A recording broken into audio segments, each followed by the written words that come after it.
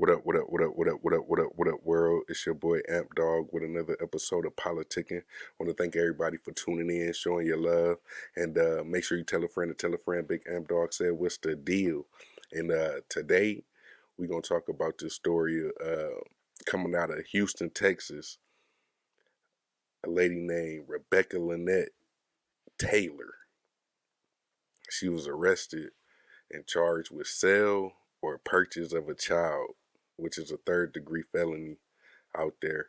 Um, it's said, according to reports, not from me, but just from what I see online, um, Taylor allegedly approached a woman who had her baby in a car seat and her 1-year-old son in the shopping cart,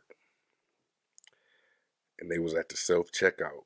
This is probably why self-checkout is not only, you know, an issue for the store, because people be stealing in the self-checkout. I already know, but now you just got random shit that happened that probably wouldn't happen if it was somebody that was putting that little stick there to separate the orders, and then scanning the shit, asking you all these random ass questions.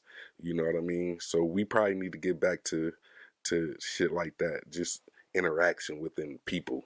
But that ain't got nothing to do with this. But anyway, she approached this woman at a Walmart in Crockett, Texas, which is about 120 miles north of Houston.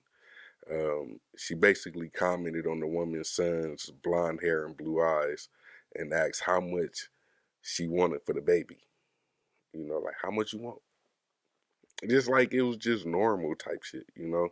Um, the mom, I guess this is a normal reaction for most people. You're going to laugh it off and, take it as a joke, like, like, and then, most parents, we all think that our kids is like just this super beautiful or super handsome, like that's just like, you just look at your kids in that type of light, so you gonna take it as a compliment yourself, like, yeah, I make pretty babies, so that's why I could relate to her just kind of like laughing it off, because that's some shit I would do.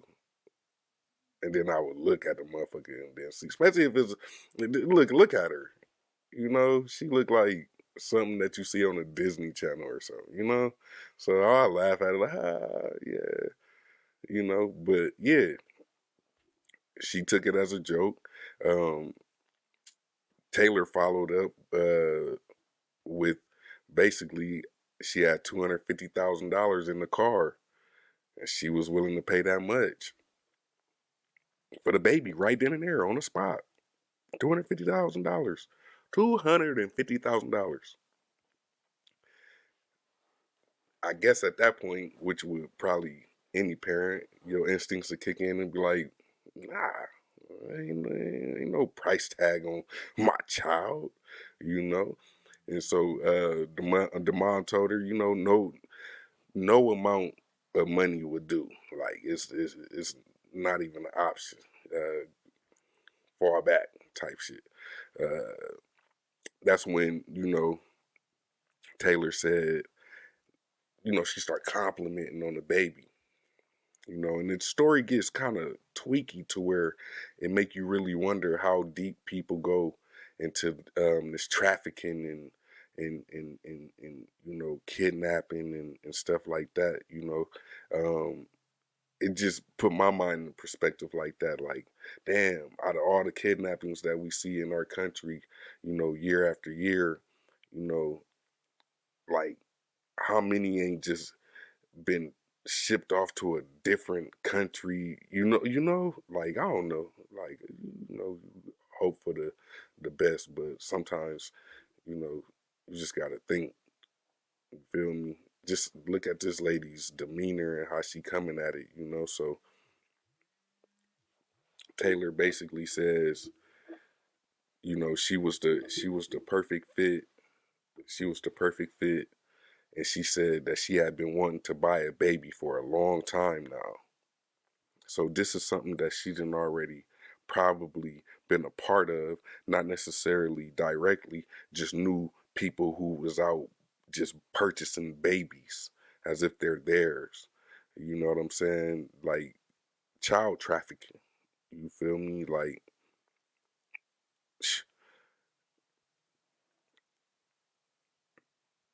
yeah. But anyway, the mother told police that Taylor was with another woman who asked what was the child's name. The mother did not disclose the name. So the mom did not ever tell them the baby's name. Right? This is where it get tweaky. Somehow the police affidavit says that Taylor and the other woman knew the child's name and they began calling him by his name. So this could be like now again, my mind go to different places. Could this be a situation where the Miss Taylor is the grandmother, you know, of the baby dad? Who knows? You know, just a lot of questions ain't asked or have not been answered yet. You feel me? To where it just make you wonder.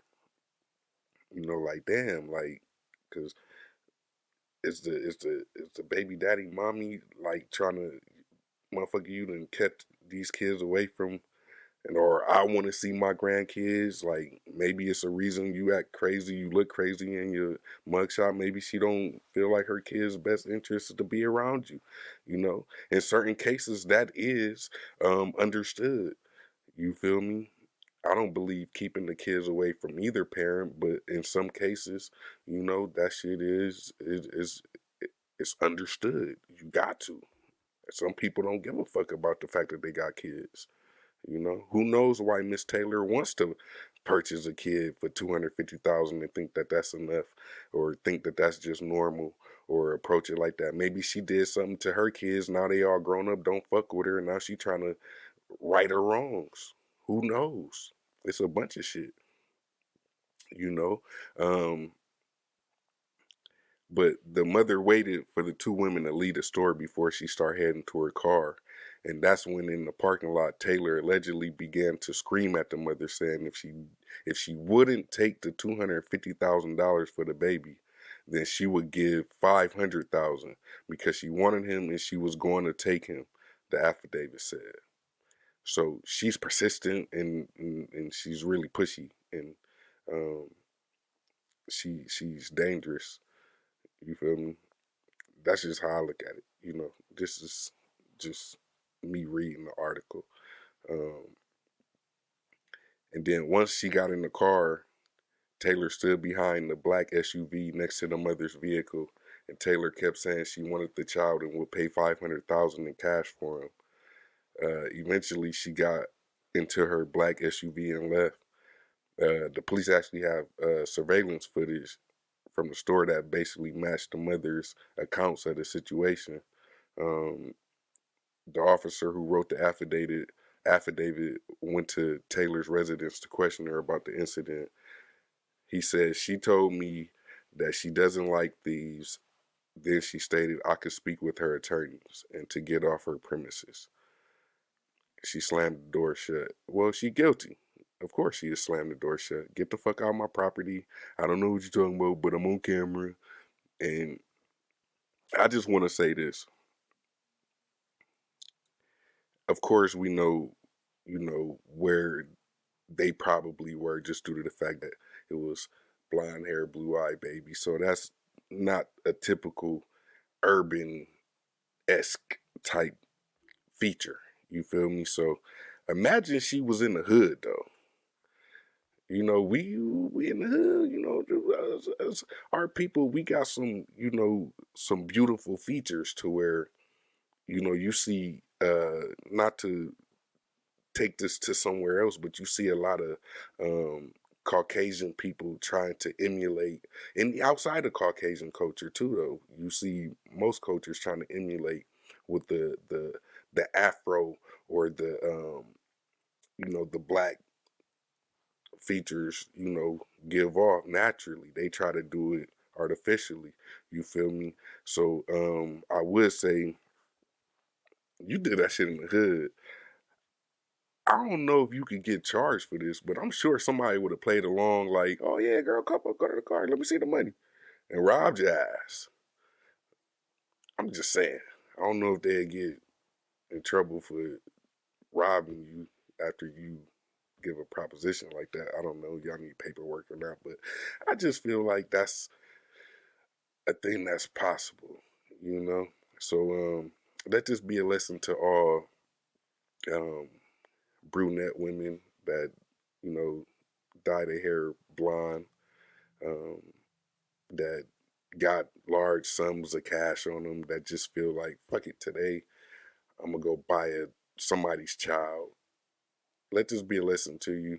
Um, I'm not sure what type of time she gonna face. I would assume that you would want to take this serious as a true trafficking um, operation, you know. And then she has that type of money, not just on storage, like in the bank. Like she got this on hand to where, you know, how many people have fell victim to it? Like, oh, 250,000. How many times has she done this? That's what I would want to say. So yeah, she bonded out of jail. Um, I mean, she better have. I wouldn't recommend her, you know, go out like some of these rappers do. You know, do something, get convicted, or not convicted, but get accused, and then want to show everybody how much money you got, and you ain't tripping. Then when you get locked up and go to court, you can't afford no attorney, or you need an extension on one. That's just a random thought. But yeah, so yeah, she bonded out.